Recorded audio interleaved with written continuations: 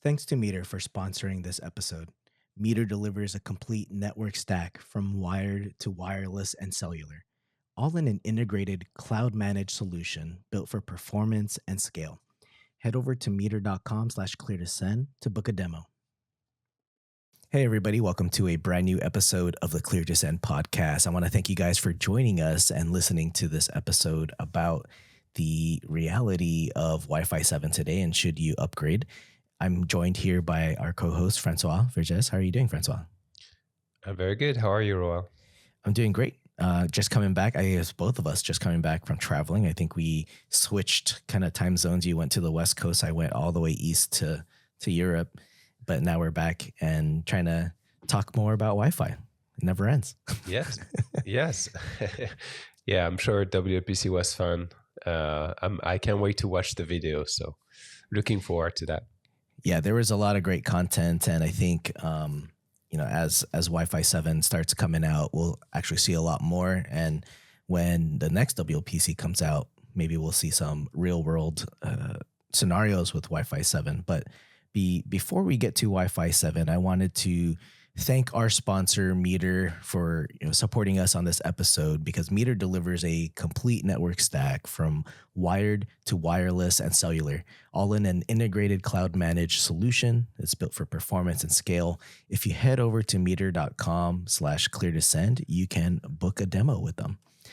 So Wi-Fi 7, a reality check here. Have you deployed Wi-Fi 7 yet, Francois? Yes, a few. A few networks. Yeah. I think it's for the anyway for our customers. It's the natural evolution of when they ask themselves which AP do we buy today. It just makes sense to buy Wi-Fi 7. So yeah, we've slowly but surely be deploying Wi-Fi 7. Now it's going to be related to our discussion. Does it make like a huge difference compared to 6E? Maybe not. But we've definitely seen Wi-Fi 7 access points and some clients in the field. Okay. Yeah, I haven't rolled it out yet. I haven't even put it in a POC yet. I think actually we did do a POC, but we had some device issues. But let's say for the listeners here, you just got asked or told about someone's new Wi-Fi 7 deployment. Maybe you get a little bit of FOMO, or maybe you're jealous, or maybe you're grateful that your budget goes elsewhere to more meaningful things. But does that mean you should start looking to upgrade? And when should you make that jump, right? Does it make sense? Or are you going to wait for Wi-Fi 8, for example? So I think if we go through the overview of some of these main improvements, just kind of a high level, this isn't going to be a deep dive, right? So one of the biggest factors here is speed and throughput, because now we've got 320 megahertz wide channels, but does that make sense for enterprise? No, we're not going to use that enhancement, 320 megahertz wide channels for sure. Usually we use 80s in 6 gigahertz and 20s, maybe 40s in 5 gigahertz. Mm-hmm. Yeah. So I don't think we will use. I don't think so either. I mean, we'll probably see that. So here's my worry about 320 megahertz wide channels. It'll be the default in 6 gigahertz. That's my worry. Mm-hmm. And so even though we say we won't use it, there's probably going to be environments that will just straight up have it enabled, and they won't know. They'll just use the default settings. Yeah, and in some region you might not even be able to use, or maybe you'll have one channel. So I think it's a use case will be very limited, maybe in a home environment. I don't know if it's going to be the default. What I've seen is the new default is 160 on 6 gigahertz so far. So I guess we'll see what happens. But yeah, the 320 megahertz wide channel enhancement is definitely not going to help us in the enterprise space. And then we have, go ahead. Well, I mean, even if you had 320 megahertz wide channels, you need to have 4K QAM to get the highest data rate. So even having to reach that QAM, 4K QAM, you would have to practically be inches away from that access point. Mm-hmm. Yeah. So 4K QAM is also something that we might not really see often. Maybe on 6 gigahertz if you're close to the access point. Maybe we could. Yeah. Once we see those real world scenarios. I've reached it in the lab, but my access point was sitting right here next to me on the desk. Yeah. I mean, the other most touted feature that's going to be MLO, multi-link operation, but I haven't seen that in action in a lab. I've seen it in a presentation, but I haven't seen it myself yet. I think you have to have specific devices, and the APs have to have that enabled in their firmware. What do you think? Yeah, I think MLO, the thing with MLO is the complexity that comes with it, because it adds like pretty much an extra layer 2. So new MAC addresses, and then you have different modes of MLOs, and then you have different ones that would be supported by the APs, other that would be supported by the clients. So that complexity of MLO makes it a little hard for, on one hand, the APs to implement everything, and then on the other hand, the client to take the right decision to use it, pretty much. So it's still, like you said, it's still not something we've seen widely used. We've seen the benefits of it in presentations. But in the field, we haven't really seen. There's also another problem in the field is which frequency band do you use? Can you really use different frequency band when?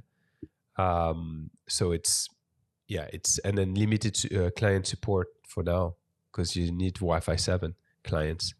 Yes.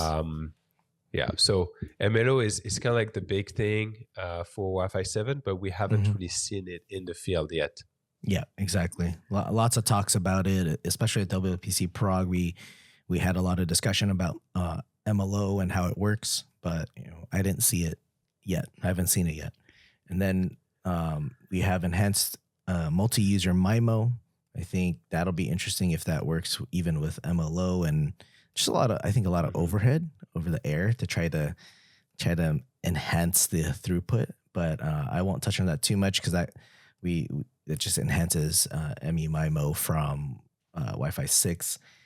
I think the other important ones are going to be security, because with 6 gigahertz, we made it mandatory to do WPA3, but now we have to do that across the board on all bands. Yeah, and the security requirements for Wi-Fi 7 is usually what gets forgotten, even for the client devices. So some client devices says they are Wi-Fi 7, but they're not using the Wi-Fi 7 security mandatory algorithm. So some AP manufacturers, they're accepting them even though they're not technically Wi-Fi 7. So we also have this little right now. These scenarios where you may have Wi-Fi 7 clients and APs, but they might not be meeting all of the Wi-Fi 7 requirements from a certification standpoint. Yeah, and we'll kind of touch upon that later, because that's kind of my biggest gripe at the moment. And then obviously the other improvement is 6 gigahertz. Still, we're carrying that over from 6E, but Wi-Fi 7 fully in there with 6 gigahertz. We should be seeing a lot more of that. I think there's been a lot of discussion at different presentations where people are seeing the adoption of 6 gigahertz slowly rise. It's not quite there yet, but there's kind of this, it's a little flat line at the moment, but it's getting up there. Yeah, when you look at all of the enhancement of Wi-Fi 7, you quickly realize that for an enterprise network, there's not much more than what we had with the Wi-Fi 6E. Maybe a little bit better modulation if you're in a very good RF environment, but apart from that, it's not a huge jump, since we don't really have MLO, used today. So I think the main improvement will be 6 gigahertz. If you're upgrading to Wi-Fi 7 today, it's mainly because you probably don't have 6 gigahertz. So the biggest impact that you'll see on your network in the enterprise space will be the deployment on 6 gigahertz, and that's a huge. It's a huge deal. Yeah. And so that brings us to this dilemma of upgrading.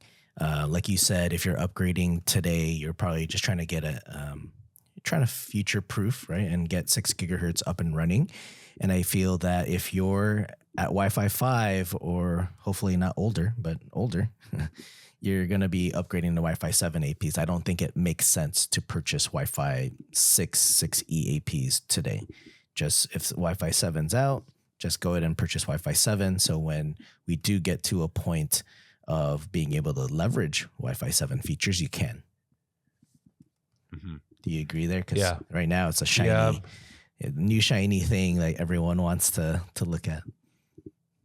Yeah, I'm kind of on the same line. If you are in a position where you need to upgrade to Wi-Fi, it would be smarter to just go with the latest, which is Wi-Fi 7. Because some of the features that we've talked about, the MLO, for instance, it could be like software upgradable. So we could we could get access to these features later on. And so it would be a shame not to have them where you had the opportunity to get them. And vendors, they all have Wi-Fi 7 access points now. Yeah. So and some vendors, they have different tiers, so you don't have to get the biggest AP. You can also get like the mid-tier AP. So there's a lot of choices in terms of which AP you want to go with nowadays. Yeah, and you want to look at indoor and outdoor AP capabilities, antenna capabilities, just across the board. You don't want to just be stuck with one very specific AP model. And also you want to be aware of what the vendors are saying. There's a lot of very good marketing numbers out there that they're publishing when it comes to throughput, but just be aware that that's all data rate and an aggregation of data rates across different bands. And in the field, in reality, we're most likely not going to see anywhere close to those numbers. So when you do your testing, get a baseline of what you're actually going to see with the deployment configuration that you'll put out into your environment. And that's what you're hopefully going to be able to calm down some of the higher ups who might think that it's all about speed. But all of the improvements help to increase speed, but not by the point where you could say get rid of wired completely, because we're going 46 gigs a second. This episode is sponsored by Meter. Thanks to the fine folks at Meter for supporting our show. They're a company that builds better full-stack networks while still giving you full control and increased visibility. You can even get your ISP through Meter's dashboard, which is a very cool feature. You can book a demo by going to meter.com/clear2send. That's meter.com/clear2send to book your demo. No, but in practice, if you do speed tests, you could get close to. I mean, it depends on the channel width, but let's say we're sticking with like 80 megahertz channel width. Yeah. You could get speed tests that are like 600, 700 megabits per second if you don't have a busy channel, which is like amazing. Remember 10 years ago when we're working on Wi-Fi networks and we were getting megs. Yeah, so 10. It's So it's amazing when you see it. It's a big improvement. Another thing I wanted to add too is most vendors, they will also give you the ability to disable Wi-Fi 7. So you can still buy the gear, and even if you're not ready to deploy it yet, you can just disable it and use your APs as 6Es for the time being. Or if you want to make sure that all clients connect, if you're operating like more of a public network and you don't want to have issues or bugs with some of the latest technology, you can also have that ability. That's something vendors have been doing for a couple of generations now, and it kind of helps adopting the new technology as well. Yes, for sure. And in any case, in a real environment, you're going to have a mix of devices, whether that's Wi-Fi 5 and Wi-Fi 6 or even older, especially in warehouses. There's a lot of older devices that aren't going to be upgraded. So sometimes having that feature to disable Wi-Fi 7 will be a benefit for you to make sure you have the stability and the functionality of Wi-Fi working for those devices, just in case they kind of spit out this Wi-Fi 7. Like, what is this? What is this Wi-Fi 7 information elements in here. I don't like it. And then they don't join. And so that's why having that ability to disable Wi-Fi 7 is good. But when we talk about increasing speed, right, you're talking about, getting 600 megs per second. Sometimes people going up over a gig in their tests. You really got to think about your total cost of ownership here with APs. It's not just the APs, it's the rest of your infrastructure, right? You've got to have up-to-date cabling. You've got to have switches that support the speed on the other end, the PoE capability as well. So there's a lot more to it than just access points, because the access points is the edge towards the user, but you need to lay out that infrastructure across the board to support the increase in speeds. Like you're probably not used to seeing more than a gig on an AP port, but now we're probably going to see that, right? Just a couple more devices added doing 600 megs each. You're going to exceed the 1 gig. So looking at multi-gigs going to be something you want to do. So yeah, I think the most important is the PoE, because most of these APs will require more power. The speed on the cable, it's interesting because you'll need to have serious traffic and different channel width, like a combination of different channel width to go past the gig. It is possible depending on your environment. But in reality, it's not going to happen very often, even if you have those configurations. So it's mostly the PoE. I think that's more important for people, because switches is also something that you don't upgrade every year. Sometimes people would keep switches longer than APs. So maybe you've been using switches for like a couple of generation of Wi-Fi network, but now that you're going to bring those new APs, they're going to require PoE++, sorry. So you may have to, if you upgrade to Wi-Fi 7, you may also have to upgrade your switches, which is, sometimes a big deal. Another project. So I would say that's the number one thing you have to check is PoE, and make sure that you have enough power for those new switches. APs. Awesome. Sorry. Yeah. That's a good point. And I want to go into talking about, are you really using Wi-Fi 7? But before we do that, I do want to thank Meter. They're the sponsor for this episode. So thanks to the fine folks at Meter for supporting our show. They're a company that builds better full stack networks while they still give you full control and also increased visibility. You can even get your ISP through Meter on their dashboard, which I think is actually a really useful feature. And you can book a demo today by going to meter.com/clear2send. That's METER.com/clear2send to book your demo. All right. So the real conversation here is, when you've got Wi-Fi 7, are you actually using Wi-Fi 7, right? You got the APs, you have a couple of device types that are Wi-Fi 7 capable. Are you using Wi-Fi 7? Because I'll tell you right now, I don't think you are. Yeah, you could argue that you're not. If you're not using 320 megahertz wide channels, if you're not using MLO, if you're not using 4K QAM, if you're not using those new security requirements, are you really using Wi-Fi 7? Not really, right? It's Wi-Fi 6E, right? If you're on 6 gigahertz. Well, if you're not even using WPA3, you're not enabled 6 gigahertz, you're still not on Wi-Fi 7. And I think, so my point is, it goes back to the certification of devices being Wi-Fi 7. We may have devices that get certified, meaning device manufacturers and also APs. But if those features are not there and they're not usable, the features that make up Wi-Fi 7 as Wi-Fi 7, you're not really using it. So you can't really say you're a Wi-Fi 7 network. You may have the capability, device capability, but if you can't enable that feature, it's not Wi-Fi 7. Yeah. I can't argue with that.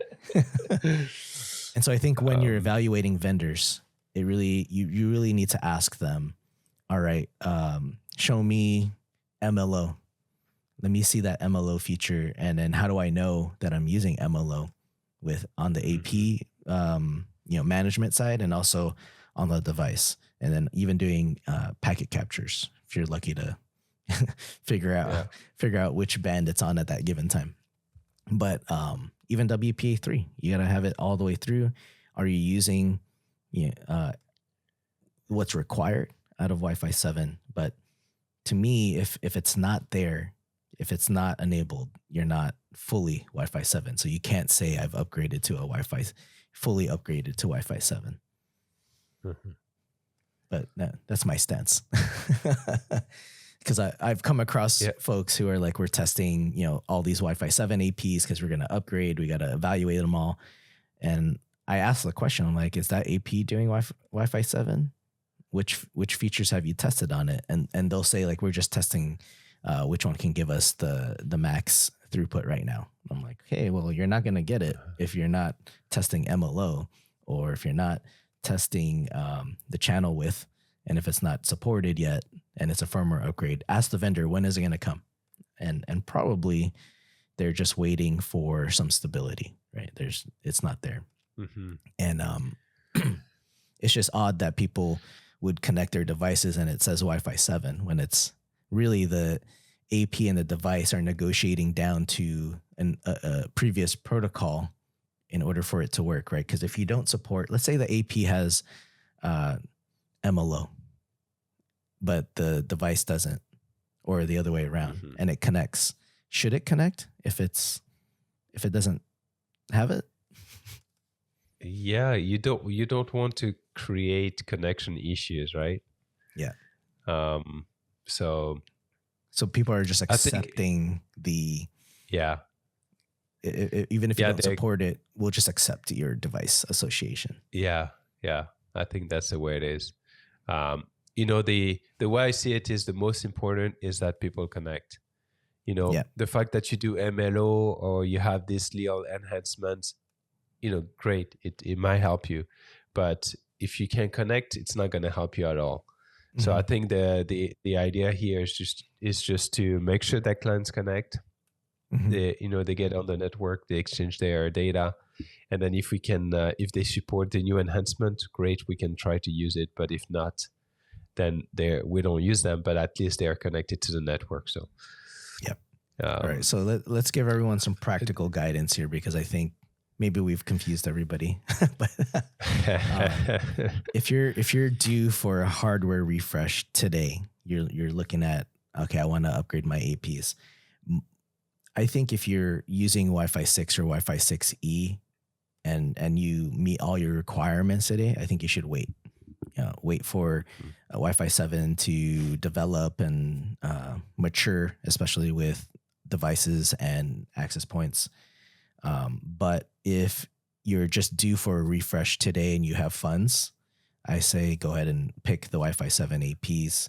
Make sure you've got something that's stable, firmware version that's stable.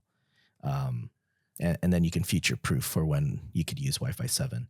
But if you've got much older devices, let's say you're in a manufacturing plant or industrial where those devices aren't going to be upgraded and they don't support Wi-Fi 7, they don't support WPA3, and there's no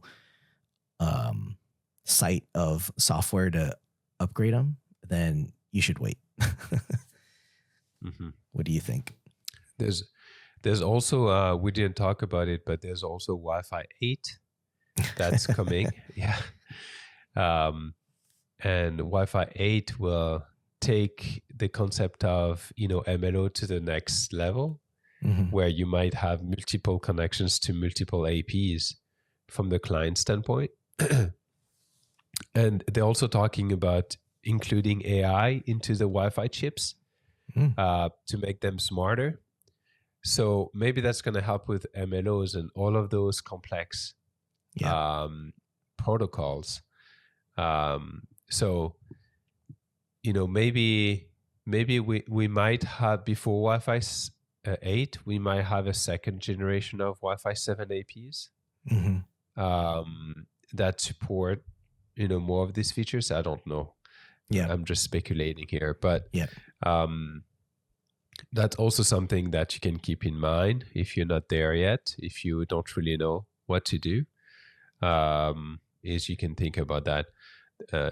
And the upgrading question is, it's easy for us to talk about it, like, oh, if you're ready to upgrade, just do this. But in reality, sometimes, companies, they fight for years to get the budget. and they're like, okay, today that's what I want to do. That's my plan. But then I only get the budget in 2 years. So I don't even know what I'll be doing in 2 years because the technology evolves so fast. So, you know, I know it's easy for us to talk about it, but we also know that in practice, it's not always that easy. And you may have to kind of take a decision on the spot whenever you get the money. But yeah, general rule I would say is always try to go with the latest if it's available and if you have the budget for it, because that's the one that's going to carry you the longest as well. As you deploy the network, vendors they always end the support for the APs, and they're going to end the support for the latest AP later on down the road. So that's going to give you a longer run time for your network. All right. Well, now we hand it off to you guys, the listeners, and what are you going to do? Should you upgrade to Wi-Fi 7? We want to know what you guys think. So if you head over to either the show notes or go to YouTube or wherever you're seeing this video now or audio, like give us a holler, hit up the comment section and let us know if you're upgrading, if you're testing, and what your experience has been like. But we want to thank you guys for joining us here on this episode today on Should You Upgrade to Wi-Fi 7, looking at a reality check here. But we'll see you guys in the next episode. Thank you. Thank you.